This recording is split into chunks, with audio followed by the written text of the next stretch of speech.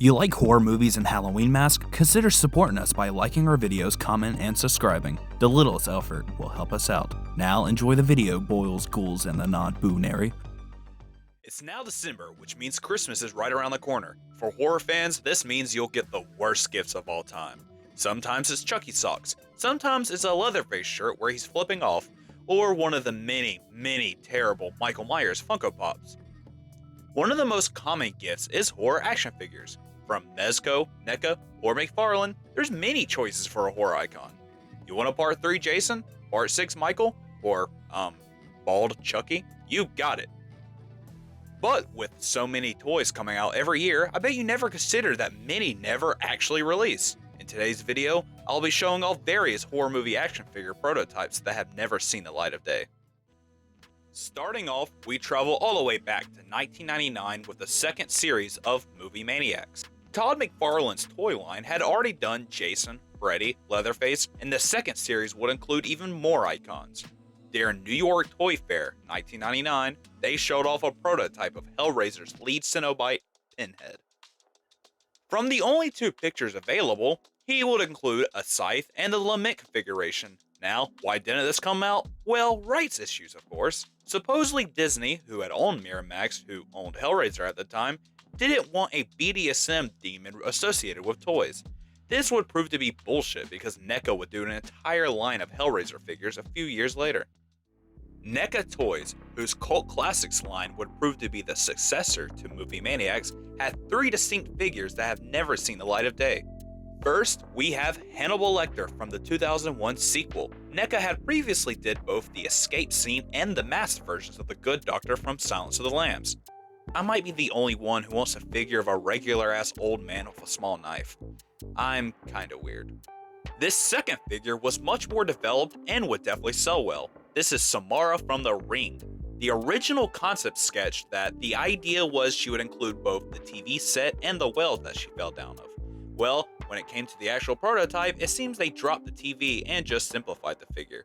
It seems DreamWorks wouldn't let NECA continue it, and it vanished forever.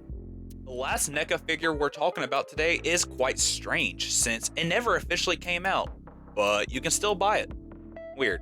After releasing various Shaun of the Dead figures, NECA's next plan was Zombie Ed from the end of the movie. However, when the factory they was producing the figures in shut down, someone stole the metal molds and it disappeared. Well, it didn't disappear for long because various listings for Zombie Ed figures appeared on eBay.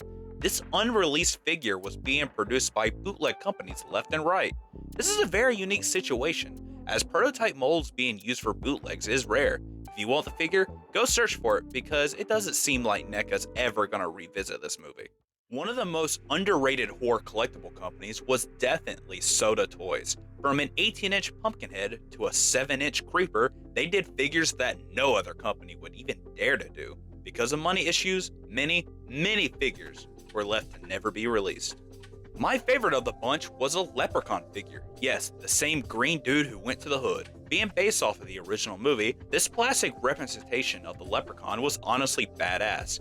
He would include a well base, his gold, and an alternative head showing off his battle damage. It's sad that this figure never came out, because old Leppy Boy has yet to receive a toy. Next up, we have Herbert West from the Reanimator. Accessories would have included his serum, Dr. Hill's head, the dead cat, and a sink. NECA has since released a cloth doll version, but the 7-inch scale Herbert West from Soda Toys would have been pretty awesome. Lastly, from Soda Toys, we have John Kramer, aka Jigsaw. This one is weird since NECA had also done a version of Jigsaw around the same time. This heavily stylized figure wouldn't have been much different unless you didn't own the Cult Classics version. Lastly, we have Mezco Toys, known for the 1/12 figures and the Living Dead dolls, had done their own line of horror figures in the mid-2000s. They would pick up the New Line Cinema licenses from NECA and did various Jasons, Freddys, and Leatherfaces. The only one of these figures that was shown off but never actually came out is Leatherface from the third Texas Chainsaw Massacre movie. This figure would include the mini Saw Dremel, his learning computer toy, and that beautiful Excalibur chainsaw. Why did this never come out? Well, it seems 2010 would be the last year for the Cinema of Fear toy line. They also prototyped a Hobo Michael from Halloween 2. This would include his half-exposed mask and his knife. They had previously done a 7-inch H2 Michael from the beginning of the movie and a 12-inch version of that figure with the hobo jacket accessory. Well, that about covers it. Do you have any that I might have left out? Would you buy any of these? Let me know in the comments below. Thanks for watching. If you like this video, support us by liking, comment, and subscribing. Also, check us out on Instagram at Piss Gully Productions. I now bid you a farewell.